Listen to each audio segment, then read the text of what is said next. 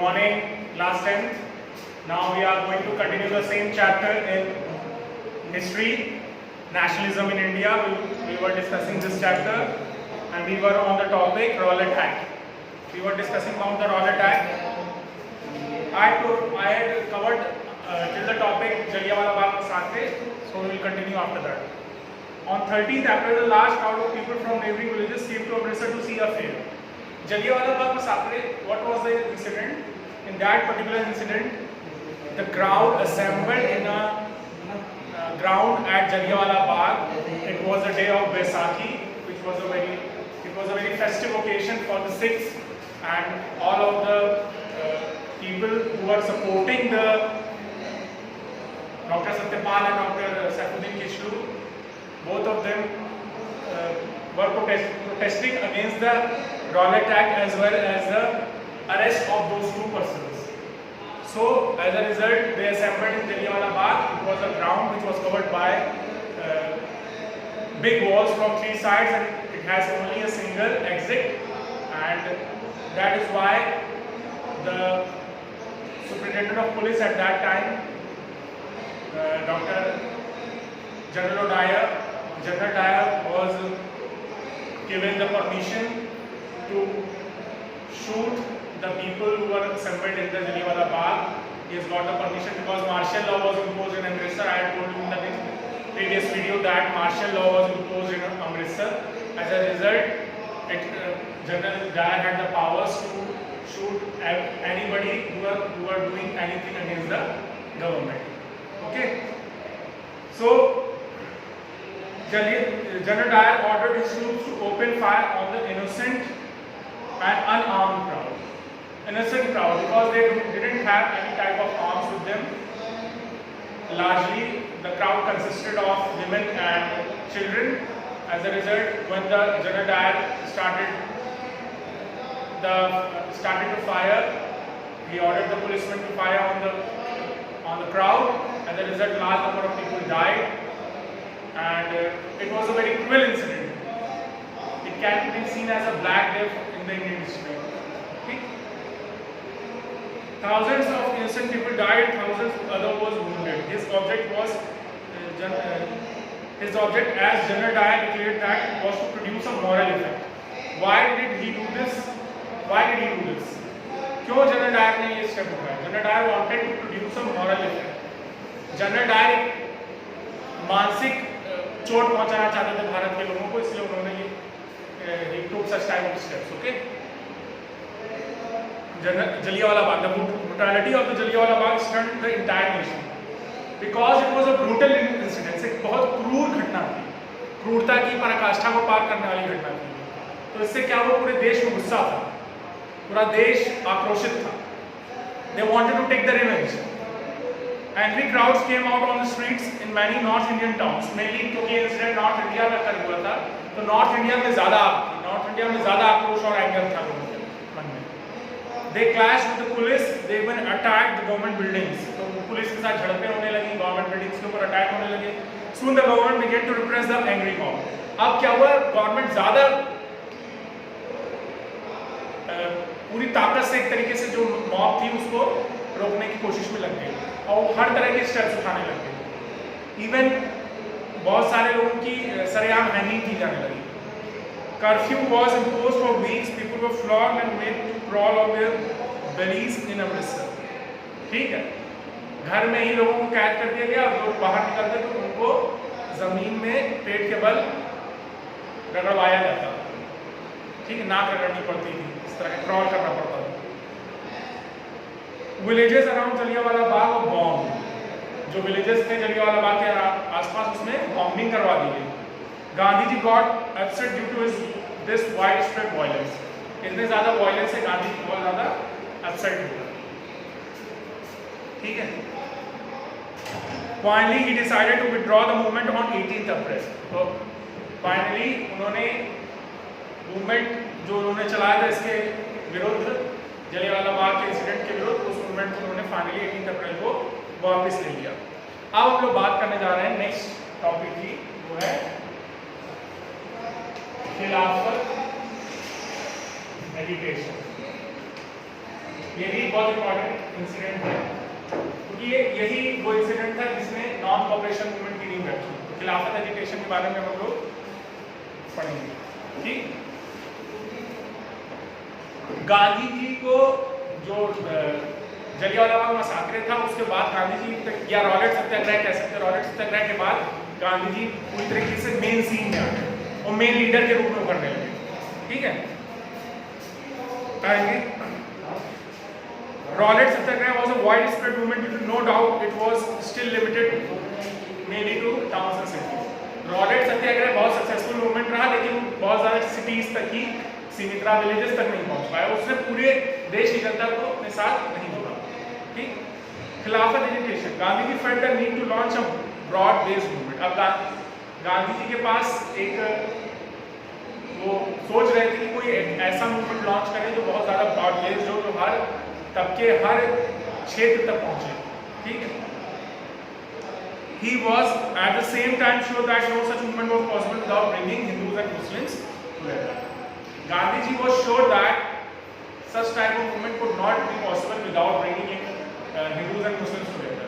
So he wanted to have such a type of movement in which Hindus and Muslims are together। So one way of doing this was to take up the खिलाफत issue।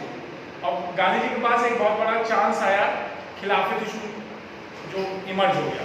हुआ क्या कि खिलाफत issue था क्या? सबसे पहले तो ये क्वेश्चन अराइज होता है कि आपको मालूम है कि 1918 में वर्ल्ड वॉर फर्स्ट ओवर हुआ।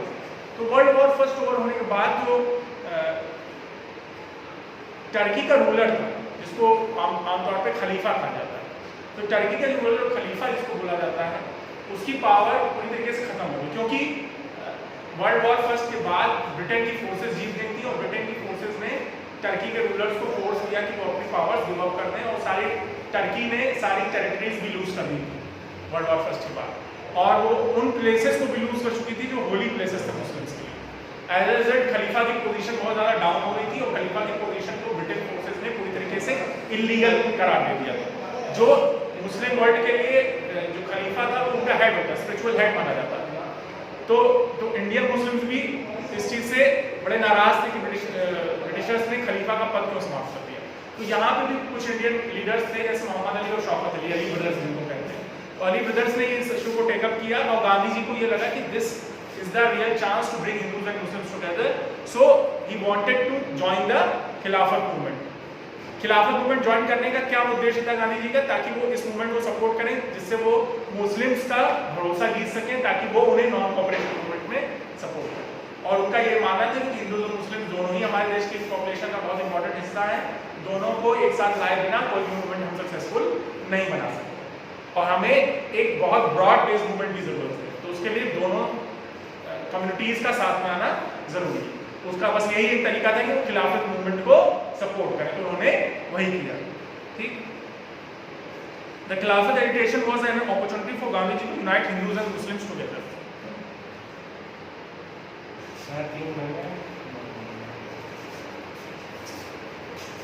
तो throughout the year 1920 Mahatma Gandhi और मौलाना शौकत अली टूर्ड एक्सटेंसिवली। तो मौलाना शौकत अली ने गांधी जी के सपोर्ट को एक्सेप्ट कर लिया और दोनों लोगों ने यूनाइटेड मूवमेंट स्टार्ट करने की हामी भरी। और उनको बस मोहम्मद अली और शौकत अली ने ये भरोसा लेने की कोशिश की गांधी जी से कि वो उन्हें खिलाफत मूवमेंट में सपोर्ट करेंगे, और गांधी जी ने ये भरोसा उन्हें दिया।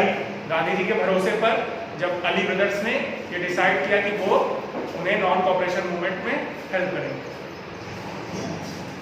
ठीक, तो महात्मा गांधी और मौलाना शौकत अली दोनों लोगों ने मिलकर पूरे देश का भ्रमण किया और देश में सपोर्ट गेन करने की कोशिश की। For the success of the Khilafat agitation Congress support was essential. और खिलाफत मूवमेंट में भी मौलाना शौकत अली और मोहम्मद अली ये जानते थे कि खिलाफत मूवमेंट भी तब तक सक्सेसफुल नहीं हो सकता जब तक वो हिंदूज का सपोर्ट ना मिले, क्योंकि लार्ज कम्युनिटी जो थी वो हिंदूज थी और देश की पूरे इंडिया का सपोर्ट जरूरी था। तो इसलिए हिंदूज का सपोर्ट खिलाफत मूवमेंट के लिए जरूरी था और नॉन कॉपरेशन मूवमेंट के लिए मुस्लिम का सपोर्ट जरूरी था। तो एक तरीके से कह सकते हैं give and take relationship Gandhi ji और मौलाना शौकत अली के बीच में हुआ। ठीक है, दोनों का अपना अपना एक सेल्फिश गोल था। ठीक, Gandhi ji had a tough time persuading the Congress to take the final plunge। ये खिलाफत मूवमेंट को पूरे कांग्रेस वाले सपोर्ट नहीं करना चाहते, लेकिन गांधी जी ने उनको ये विश्वास दिलाया कि ये ज़रूरी है। अगर हमें नॉन कॉपरेशन मूवमेंट जैसे किसी मूवमेंट को लॉन्च करना है तो हमें मुस्लिम्स की ज़रूरत है, ठीक, तो हमें पूरे देश की यूनाइटेड फोर्स की ज़रूरत पड़ेगी, तो उसके लिए हमें खिलाफत मूवमेंट उनको सपोर्ट करना ही पड़ेगा। We are not having any other option, ठीक। Many congressmen were elected to boycott the council elections scheduled on November 1920. अब लेकिन एक सबसे बड़ी प्रॉब्लम थी कि बहुत सारे कांग्रेस मेंबर्स जो थे वो काउंसिल इलेक्शंस को बॉयकॉट नहीं करना चाहते। तो नॉन कॉपरेशन मूवमेंट का मतलब क्या है कि किसी भी तरीके से ब्रिटिशर्स को कॉपरेशन ना करना, even they don't want to give any support to the Britishers in the assembly as well.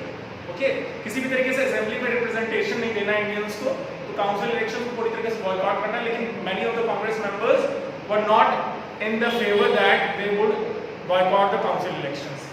Okay, so थोड़ा सा टेंशन क्रिएट हो रहा था कांग्रेस के अंदर, अंदरूनी टेंशन क्रिएट हो रहा। The period between September and December 1920 was a period of intense tussle for Gandhi, because एक तरीके से कह सकते हैं कांग्रेस में टू ग्रुप्स बन गए थे। One was supporting the council elections and other was not supporting the council elections. तो it was a very tough job for Gandhi ji to have a compromise between both the groups, because first of all तो कांग्रेस में unity होनी चाहिए, तब तो वो किसी और का सपोर्ट नहीं करेगी। अगर कांग्रेस में यूनिटी नहीं है तो फिर दूसरे लोग उसके कहाँ से सपोर्ट करेंगे, ठीक। However, this case was strengthened by the exoneration of General Dyer, who was the governor of Punjab at the time of the Jallianwala Bagh incident। तो गवर्नर ऑफ पंजाब जो जनरल डायर थे, उनको जब जलियांवाला बाग इंसिडेंट के लिए facilitate किया गया तो इससे इंडियंस का एंगर बढ़ गया और इंडियंस पूरी तरीके से किसी न किसी तरीके से इसका जवाब देना चाहते थे। तो कांग्रेस ने अपना जो भी मनमुटाव थे उसको दरकिनार करके नॉन कॉपरेशन मूवमेंट को सफल बनाने के लिए अपना सपोर्ट दिया, ठीक। गांधी जी's आइडिया अबाउट नॉन कॉपरेशन। अब Gandhi ji non cooperation movement तो लॉन्च करने जा रहे थे, लेकिन उसके पीछे क्या आइडिया था? कोई भी मूवमेंट विदाउट आइडिया स्टार्ट नहीं होता है। तो गांधी जी का सत्याग्रह का आइडिया आप लोगों ने देखा, गांधी जी का नॉन कॉपरेशन मूवमेंट का आइडिया क्या, किस आइडिया के तहत उन्होंने नॉन कॉपरेशन मूवमेंट लॉन्च करने की सोची थी? In his famous book Hind Swaraj was a book written by Gandhi ji in 1909। Gandhi ji declared that the British rule was established in India with the cooperation of the Indians and had continued because of their cooperation. All of you know that in many of the wars, the sepoys which were fighting for the British army, most of the members of the British army were Indians at that time. So many of the things which were done by Britishers over here, that was done by the support of Indians. If Indians didn't supported the Britishers, British rule would had been down any time. Okay, किसी भी समय British rule समाप्त किया जा सकता है। तो Hind Swaraj book में गांधी जी ने 1909 में ये लिखा कि कोई भी ब्रिटिशर्स का काम इंडियंस के सपोर्ट के बिना नहीं हो सकता। तो ये बहुत अच्छा तरीका है, यदि हम ब्रिटिशर्स को सपोर्ट करना बंद कर दें तो British rule will come to an end any time. Okay, British rule would have collapsed with the year end swaraj would come. तो उनको ऐसा लगा कि अगर हम कॉपरेशन करना बंद कर देंगे तो British rule would and in a year, it would collapse because everything which is done by the Britishers in India, that was done by the support of Indians. Okay, in order to translate non-cooperation into a movement, Gandhi ji proposed that the movement would unfold in stages. देखिए, कोई भी movement एक साथ ऐसे नहीं launch कर दिया जाएगा। कुछ मूवमेंट जो पहले लॉन्च किए गए उनकी असफलता का कारण यही था कि वो मूवमेंट स्ट्रैटेजिकली नहीं लॉन्च किए गए, प्लानिंग नहीं थी, उसमें सपोर्ट नहीं था सबका, सारे लोगों ने एक साथ उस मूवमेंट को सपोर्ट नहीं किया। तो गांधी जी इस बार ये गलती नहीं करना चाहते थे, इसीलिए उन्होंने बहुत सारे स्टेजेस में लॉन्च करने की से सोची, प्लानिंग के साथ वो लॉन्च करना चाहते थे। तो प्रपोजल्स कुछ गांधी जी ने कांग्रेस सेशन में, जो 1920 में कांग्रेस सेशन हुआ था उसमें रख थे। 1920 में कांग्रेस सेशन आपका नागपुर में हुआ था, नागपुर की कांग्रेस सेशन में उन्होंने ये प्रस्ताव रखे। Many leaders with the Congress were concerned about the proposals made by Gandhi ji. It was decided that if the government used repression, a full civil disobedience campaign would be launched. अगर government repress करने की कोशिश करती, government हमें हमारे movement को suppress करने की कोशिश करती है, तो पूरी तरीके से सिविल डिसोबीडियंस मूवमेंट लॉन्च किया जाएगा. In the first stage, the titles given by the British government was surrendered. सबसे पहला क्या था? Titles were surrendered. जैसे नाइटहुड की उपाधि दी जाती, जैसे आपको मालूम था इसी टाइम पे रविंद्रनाथ टैगोर को नाइटहुड की उपाधि दी गई थी, सर की उपाधि दी गई. तो इस तरह की जो उपाधियां ब्रिटिश गवर्नमेंट द्वारा दी गई उसको सरेंडर करना. Titles were surrendered. Second, included boycott of civil services. Boycott of civil services. Police, courts, such type of civil services were boycotted.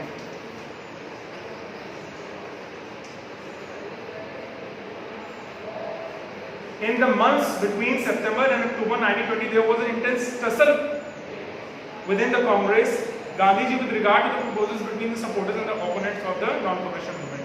तो वही जो मैंने अभी आपको बताया कि 1920 में ही बहुत ज़्यादा टसल था, बहुत ज़्यादा कॉन्फ्लिक्ट था कुछ कांग्रेस के कुछ लोगों में. तो some of them wanted to support the council elections, some of them didn't wanted to support the council elections. They were in the favor of the non-cooperation movement. Okay. Finally, in November 1920, a compromise was worked out and non-cooperation program was adopted in the Congress session at Nagpur. Nagpur में जो Congress session हुआ 1920 में, finally वहाँ पे सारी चीजें सुलझ गई और कॉम्प्रोमाइज एक दोनों ग्रुप्स जो कांग्रेस के बीच में जो धड़ अलग हो गए थे उनके बीच में कॉम्प्रोमाइज कराया गया. कॉम्प्रोमाइज होने के बाद एक प्रोग्राम इनिशिएट किया गया नॉन कॉपरेशन मूवमेंट. अब what were the causes of the non cooperation movement? क्यों नॉन कॉपरेशन मूवमेंट करना पड़ा? गांधी जी को कोई सपना तो आया नहीं था कि वो नॉन कॉपरेशन मूवमेंट लॉन्च करने चले गए. There were some reasons behind that. Causes of NCM, non-cooperation movement. I am writing it in short. Okay, it is an abbreviation. The main causes for the non-cooperation movement were Rowlatt Act and Jallianwala Bagh. The first and the foremost reason was Rowlatt Act and Jallianwala. Mainly, the Jallianwala Bagh incident was the main reason.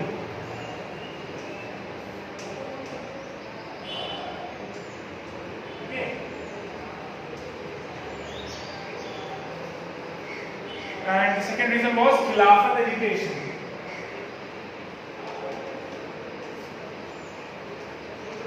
Khilafat agitation. And the third reason was need for attainment of Swaraj.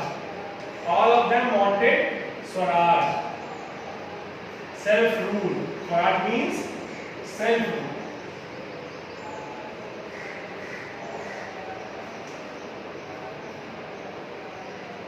Who participated in the movement? How did the different social groups conceive the idea of non-cooperation?